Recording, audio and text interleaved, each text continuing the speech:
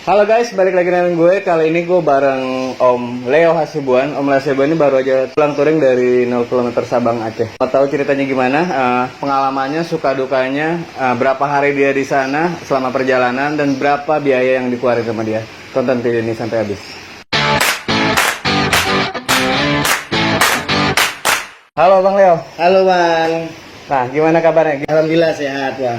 Jadi perjalanan saya dari Tangerang menuju Aceh nih Bang ya.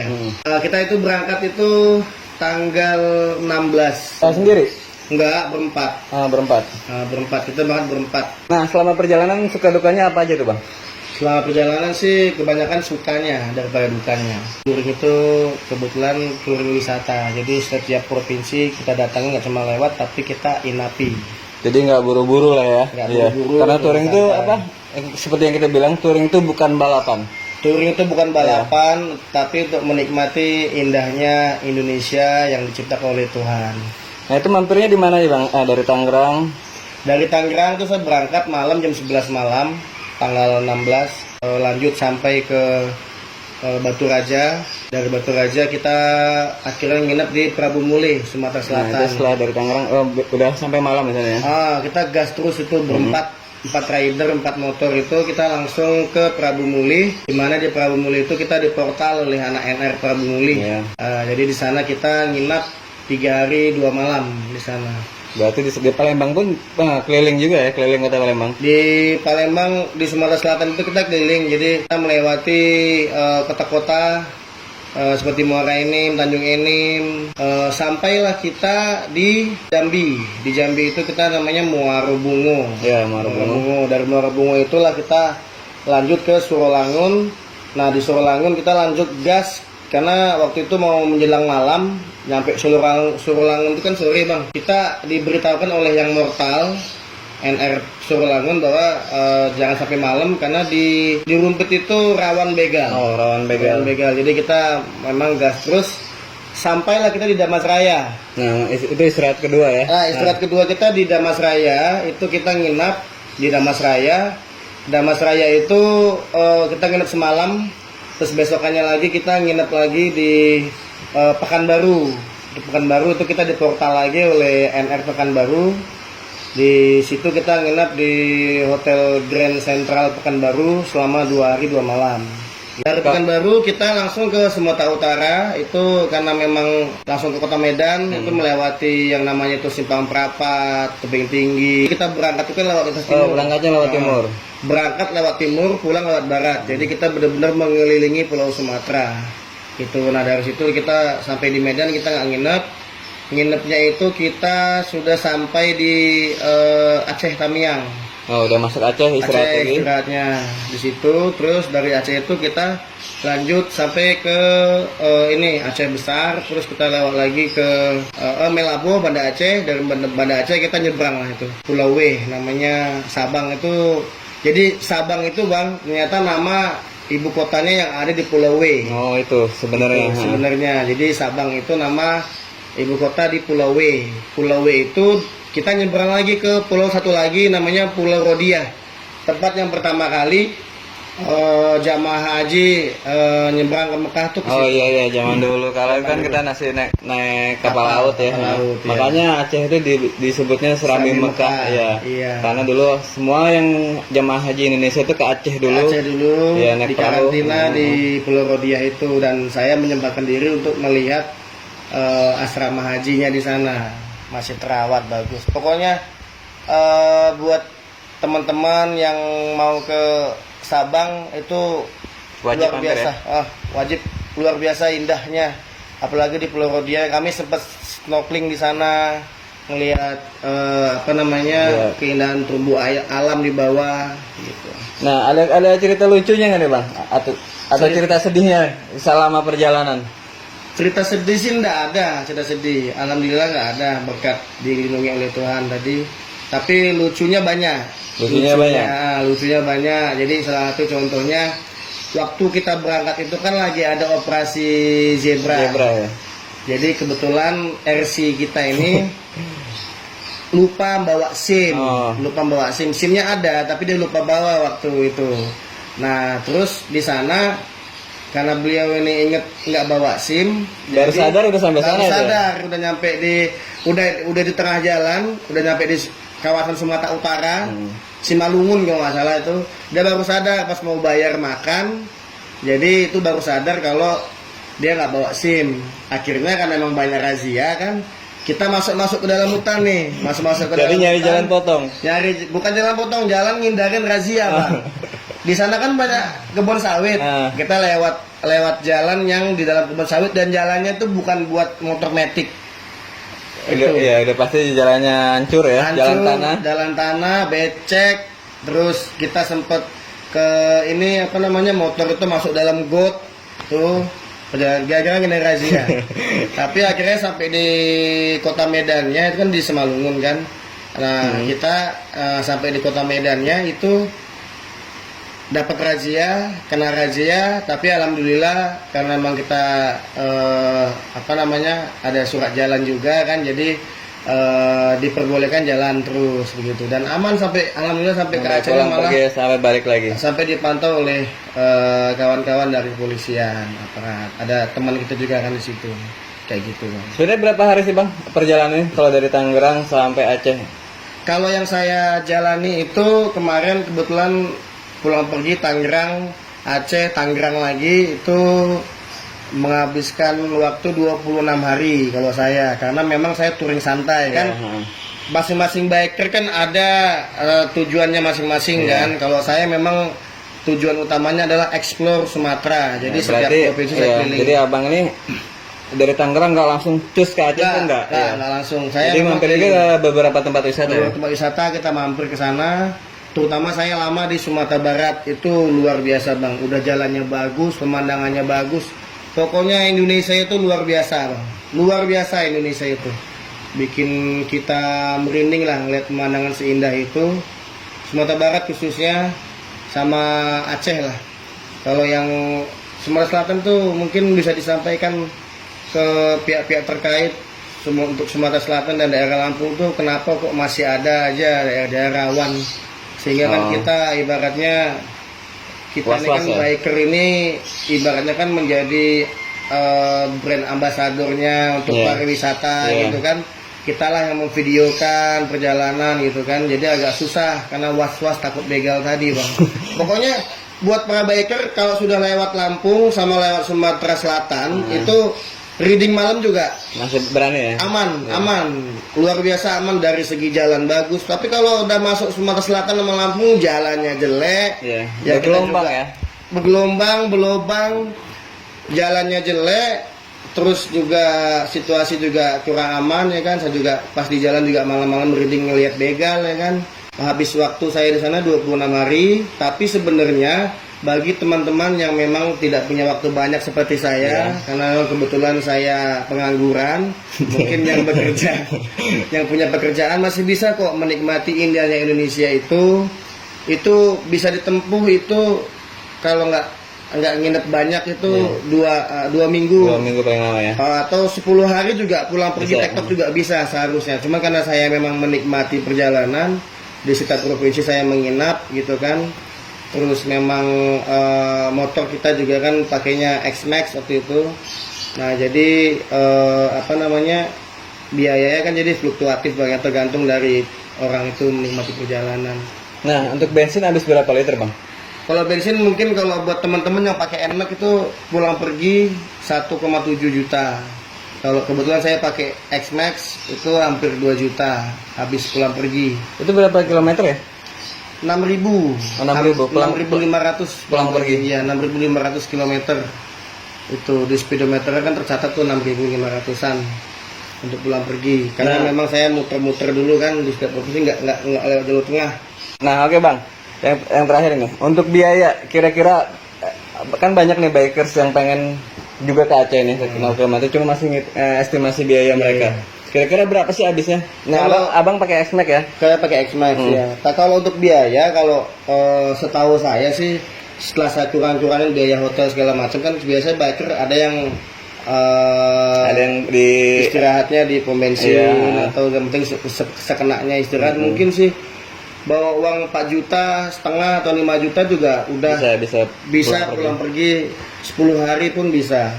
Tapi karena saya kemarin memang benar-benar explore setiap provinsi, 8 provinsi yang ada di Sumatera itu, saya kurang lebih habis 17 jutaan. Karena hotel, biaya makan, masuk tempat wisata. Gitu bang. Terus kalau biaya makan sih murah di sana. Cuman karena memang ya saya nyari tempat makan yang agak beda, jadi ya memang jadi mahal. Itu. Ya, jadi kalau untuk biaya ini tergantung bikersnya, tergantung koceknya juga, ya tergantung motornya juga. Nah, karena beda orang, beda gaya hidup, motornya juga beda cc. Beda pasti udah jelas bahan bakar juga beda. Cuma ya. Dan gaya berkendara mereka juga pasti beda. Pokoknya buat biker ya, kalau misalnya nggak ke Sumatera tuh rugi. Iya. Karena disitulah kita memang uji nyali malamnya dibegal ya kan, siangnya kita ngeliat jalanan sepi, itu nggak mungkin, nggak gaspol, nggak mungkin. Bahkan saya pun mau maksain jalan di daerah namanya Kampung Rumpit itu.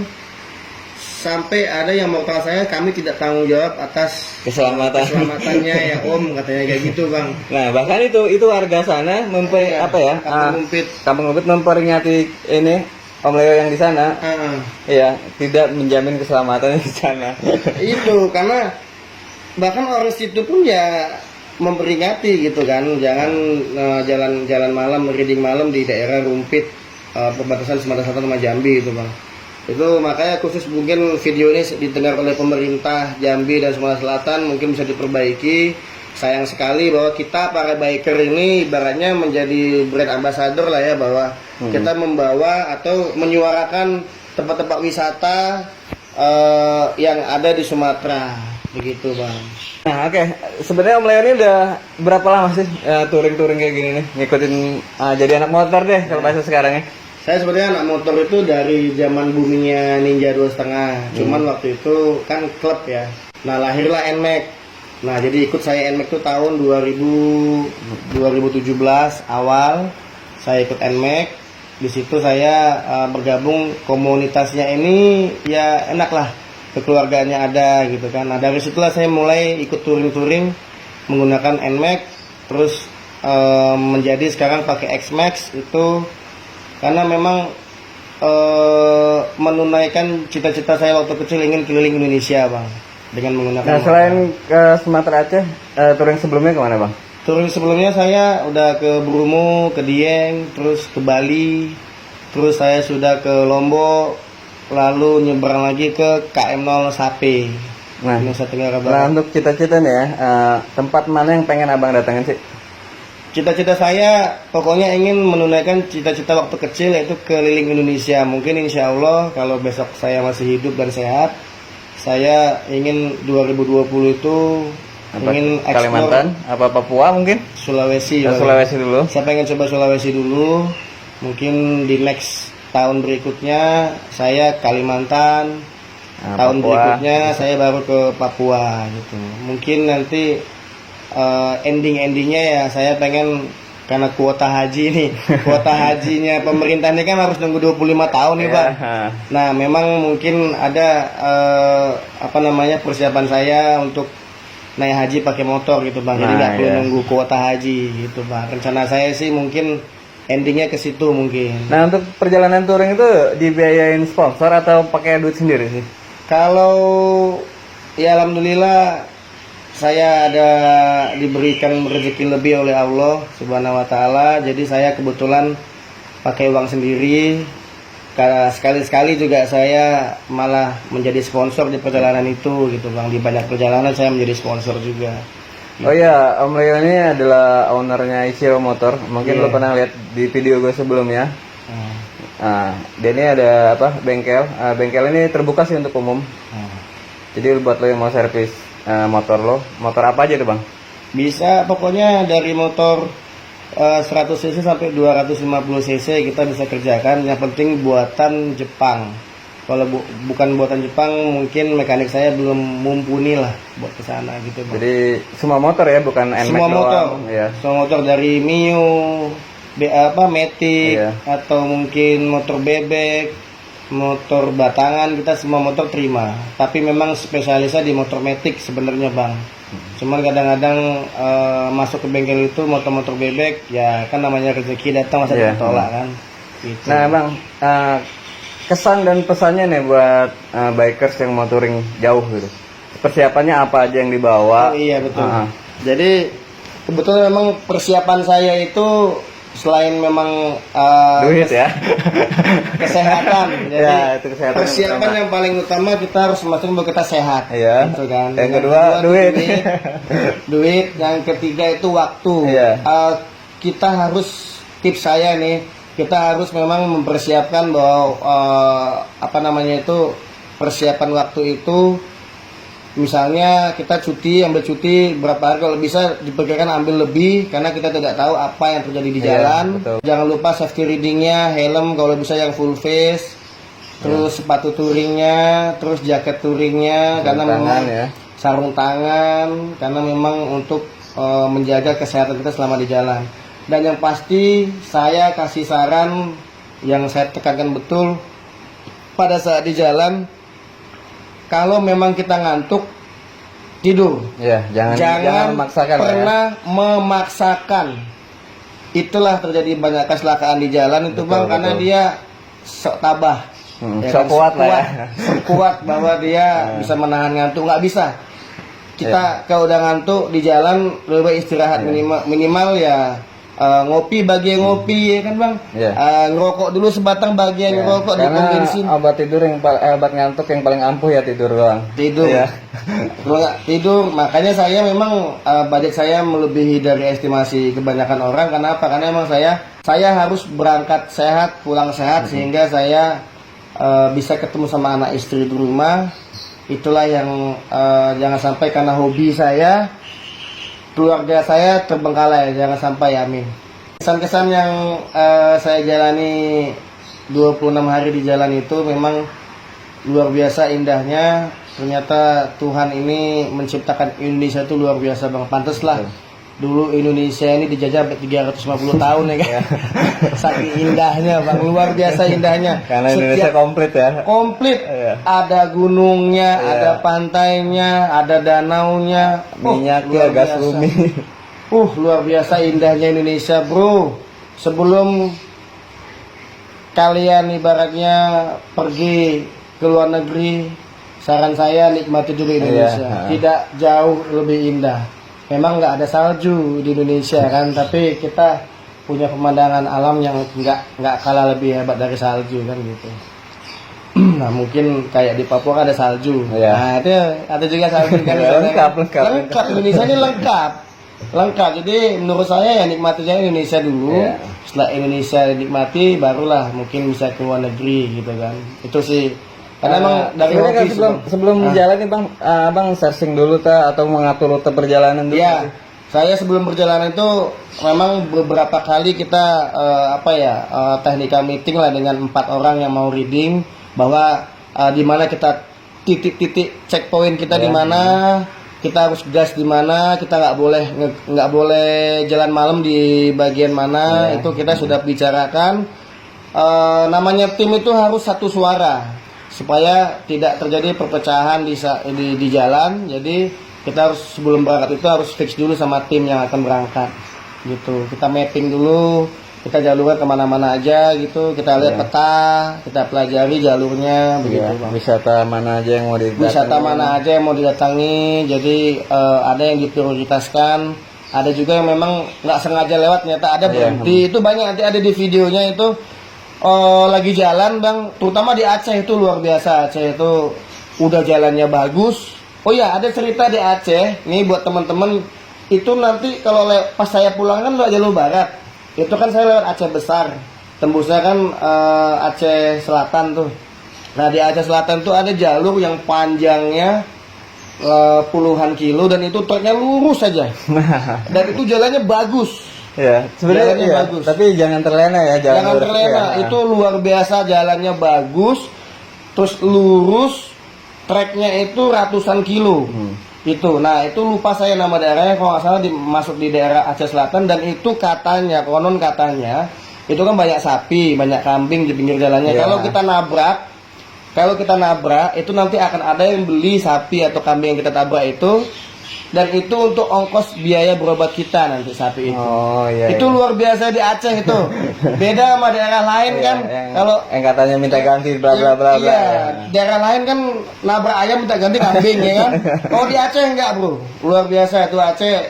Masyarakat situ bilang kalau nabrak salah satu binatang hewan yang ada di pinggir jalan itu nanti akan ada yang membeli. Hasil menjual sapi atau kambing yang kita tabrak itu nanti itulah yang buat berobat kita sama benerin motor kita. Iya, sebagai rasa tanggung jawabnya. Sebagai juga, rasa tanggung jawabnya warga setempat. Begitu. Dah, oke, itu aja video dari gue tentang Om Loli yang baru aja pulang dari 0 km Sabang, Aceh. Jangan lupa subscribe buat yang belum, buat yang udah terima kasih. Sampai jumpa di video berikutnya. Bye bye. Bye.